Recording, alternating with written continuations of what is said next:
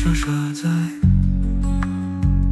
কেউ কুড়ায় সন্ধ্যাবেলায় ঝরে পড়া ফুল, কেউ হারিয়ে ফেলে জীবনের শেষ সম্বল। কেউ ধুলো হয়ে মিশে যায় পথের ধারে, কেউ নক্ষত্র হয়ে অপেক্ষায় থাকে। কেউ হারানো ঘরে সুর তোলে তবু, কেউ নিঃশব্দে ভালোবাসা আঁকে।